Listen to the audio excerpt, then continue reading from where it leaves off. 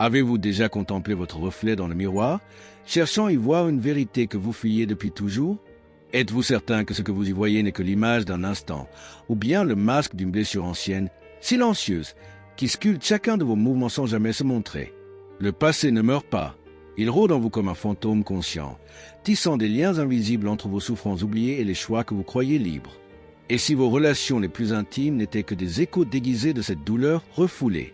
Derrière chaque sourire offert, derrière chaque parole tendre ou froide, se cache une histoire inachevée, celle que vous n'osez même plus écouter. Ce silence-là n'est pas paix, c'est la tempête qui dort sous la glace mince du paraître. Et combien de fois avez-vous aimé non pas une personne, mais l'illusion qu'elle pourrait guérir ce que vous avez enterré, sans même savoir ce que vous cherchiez à ressusciter? Ne sentez-vous pas, au creux des nuits sans sommeil, les empreintes invisibles de ce qui vous a façonné, ces mains perdues, ces voix étouffées, ces moments figés qui continuent de parler à travers vous, dans vos peurs, vos silences, vos fuites? Vous appelez cela le destin, mais n'est-ce pas plutôt une mémoire qui refuse d'être oubliée, une ombre qui danse sous vos pas et modèle chacune de vos approches, comme un scénario joué sans que vous connaissiez le texte? Et si tout ce que vous appelez amour n'était qu'un miroir brisé, où vous cherchez encore à retrouver celui ou celle que vous étiez avant la chute, avant que le monde ne vous apprenne à porter le masque, avant que vous ne confondiez douleur et proximité, avant que vous ne donniez des morceaux de vous à ceux qui ne savaient même pas reconnaître ce qu'ils tenaient entre leurs mains? L'heure est venue de descendre, non pas vers une réponse, mais vers une question que peu osent se poser. Car ce que vous trouvez dans les profondeurs n'est pas toujours réconfortant, mais parfois, dans le noir absolu, on découvre enfin ce qui nous manquait pour voir la lumière. Et peut-être que comprendre d'où viennent vos soucis est la seule manière de choisir, vraiment, avec qui les partager. Vous avez marché longtemps avec lui, sans même le reconnaître, ce compagnon invisible qui vous a appris à aimer dans l'ombre de quelque chose que vous ne comprenez pas encore. Le trauma, silencieux, s'est glissé entre les mots non dits, les regards évités, les nuits où le sommeil fuyait comme un ami traître. Il n'a pas crié, il a murmuré. Il n'a pas frappé, il a marqué. Et chaque fois que vous tendiez la main, c'était sa présence qui dictait votre geste, son empreinte qui guidait vos choix. Ses cicatrices y parlaient à travers vos silences. Avez-vous jamais aimé librement? Ou n'avez-vous fait que rejouer une scène dont vous étiez à la fois acteur et victime, scénariste et spectateur inconscient? Il y a en chacun de nous un miroir brisé, morceau après morceau, souvenir tranchant qui refuse de disparaître, qui persiste à se refléter dans nos yeux lorsqu'on croise ceux d'un autre.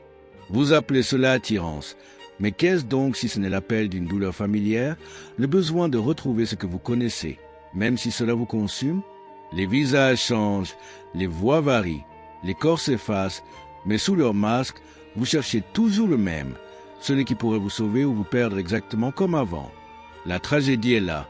Vous croyez choisir, mais ce sont les blessures du passé qui décident pour vous, orchestrant vos émotions comme un orchestre dirigé par une main invisible. Et si la confiance était une illusion, un mot trop grand pour contenir ce que vous appelez ainsi? Ce que vous nommez amour est peut-être un pacte inconscient, une promesse faite à vous-même de réparer ce qui fut détruit bien avant que vous sachiez ce qu'était la douleur. Regardez autour de vous, combien de vos liens ressemblent à des cycles? Combien de fois avez-vous cru fuir une relation toxique, juste pour en retrouver une autre qui portait un masque différent, mais chantait la même mélodie? Cela s'appelle la répétition. Et elle n'est pas hasard. Elle est mémoire. Une mémoire profonde, enfouie, qui refuse d'être entendue mais continue de parler à travers vos actes. Le trauma n'est pas un événement, c'est une empreinte. Il ne se limite pas à ce qui est arrivé, mais à ce qu'il a construit en vous, une architecture fragile de peur, de besoins mal formulés, de désirs inversés. Parfois, vous voulez être sauvé, mais plus souvent, vous voulez être reconnu dans votre souffrance. Être vu, enfin, non pas comme vous prétendez être, mais comme vous êtes vraiment vulnérable, brisé, humain. Et c'est cette vérité-là que vous offrez en secret à ceux que vous laissez approcher. Mais combien savoir au-delà de la surface? Combien osent toucher la plaie sans chercher à la guérir aussitôt? Avez-vous déjà senti, au cœur d'une étreinte, que ce n'était pas l'autre que vous teniez, mais une version perdue de vous-même, que vos bras entouraient non un corps, mais un souvenir, un espoir, une prière muette? L'amour devient alors une tentative désespérée de reconstruction, un effort pour recoller les fragments dispersés, pour retrouver dans les yeux d'un autre ce regard perdu qui vous aurait dit que tout irait bien. Mais quand on cherche dans l'autre ce qu'on n'a pas trouvé en soi, on finit toujours par demander plus qu'il ne peut donner. Et quand il échoue, vous appelez cela trahison, alors que ce n'était qu'un miroir qui se brisait à nouveau. Il y a une violence subtile dans ces amours-là, une violence qui ne crie pas, qui ne frappe pas, mais qui use, qui ronge, qui transforme l'intimité en champ de bataille où personne ne comprend pourquoi il combat.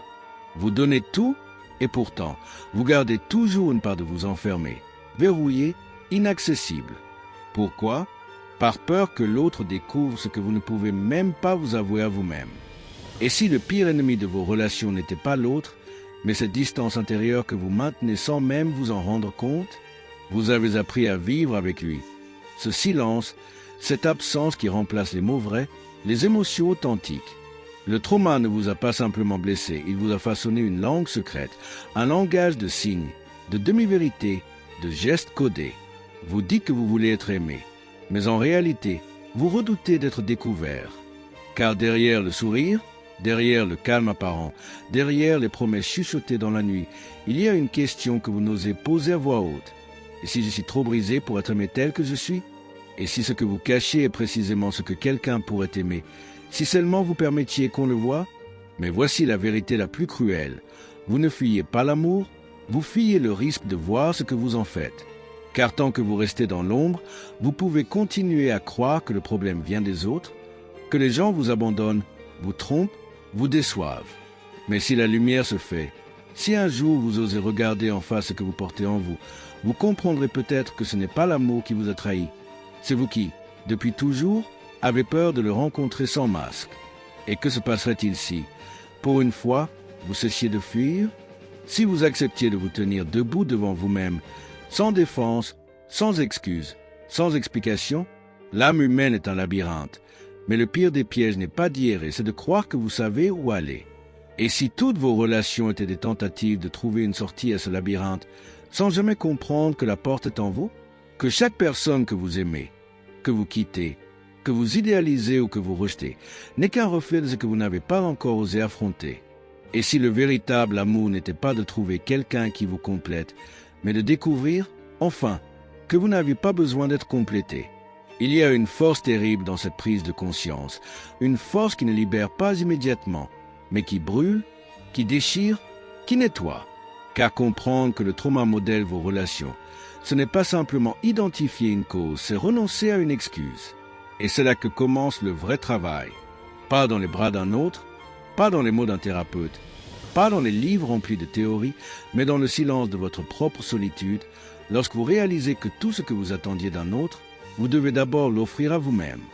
Et quand vous y parviendrez, quand vous tiendrez enfin votre propre main, vous comprendrez peut-être que ce n'était pas l'amour que vous cherchiez, mais votre propre vérité. Car c'est cela, le traumatisme caché, non pas ce qu'il fait à votre passé, mais ce qu'il continue à façonner dans votre présent. Il ne vous empêche pas d'aimer, il vous empêche de choisir. Il ne vous interdit pas les relations, il vous oblige à les vivre comme des réflexes plutôt que comme des décisions.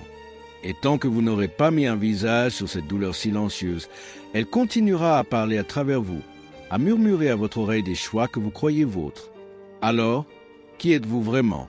Sans elle, qui seriez-vous si vous osiez aimer sans peur, sans répétition, sans hantise? Et si la réponse à cette question n'était pas dans ce que vous avez vécu, mais dans ce que vous oseriez voir si vous cessiez enfin de détourner les yeux? Et si la vérité la plus difficile à porter n'était pas celle que vous redoutiez, mais celle que vous avez toujours connue sans jamais l'affronter? Ce que vous appelez amour, peur, désir ou rejet, tout cela n'est peut-être qu'un miroir tenu devant votre propre silence. Un silence qui ne demande ni pardon ni fuite, mais reconnaissance. Et dans ce regard enfin soutenu, dans cette confrontation avec soi-même qui brûle et libère, quelque chose meurt et quelque chose naît. Vous avez marché si longtemps en croyant fuir une douleur, mais c'était elle qui tenait votre main. C'était elle qui donnait un sens à vos choix, une structure à vos nuits, une raison à vos fuites. Sans elle, que resterait-il de vous? Une question sans réponse. Car la réponse ne se trouve pas dans les mots, mais dans le vide que vous osez enfin habiter. Et ce vide, contrairement à ce que vous pensez, n'est pas une absence, c'est un espace. Un espace où tout peut recommencer si vous acceptez de le reconstruire autrement. Regardez autour de vous. Regardez les visages aimés, les corps effleurés, les mains serrées trop fort ou lâchées trop vite. Voyez Y les cicatrices du passé qui parlent encore, les blessures qui dansent sous chaque geste, les silences qui pèsent plus lourd que les mots. Et comprenez ceci, ce n'est pas l'autre qui vous guérira. Ce n'est pas un amour qui recollera les morceaux éparpillés. Mais parfois, un seul regard vrai, une seule parole non feinte, une seule nuit sans mensonge peut être le premier pas vers une vérité intouchable, celle de votre propre présence à vous-même. Car voici l'ultime défi. Aimer sans masque, sans attente, sans répétition. Aimer non pour combler un manque, mais pour affirmer une plénitude. Non comme un appel au secours, mais comme une preuve vivante que vous avez cessé de fuir. Et quand vous y parviendrez, quand vous toucherez ce point fragile où la douleur et la force deviennent une seule réalité, vous comprendrez enfin pourquoi Nietzsche disait que ce qui ne me tue pas me rend plus fort. Car ce n'est pas la survie qui transforme, c'est l'acceptation consciente de ce que l'on a traversé. C'est le courage de voir dans ses propres yeux la tempête qu'on a traversée et de choisir, encore, d'avancer. Alors maintenant, demandez-vous ceci. Quel est le visage de mon trauma caché? Qui serais-je sans lui? Et quel lien vivrais-je si je osais aimer non pour guérir, mais simplement pour être? Si ces questions vibrent en vous, si elles trouvent un écho profond dans les couloirs sombres de votre âme, alors ce message vous est adressé.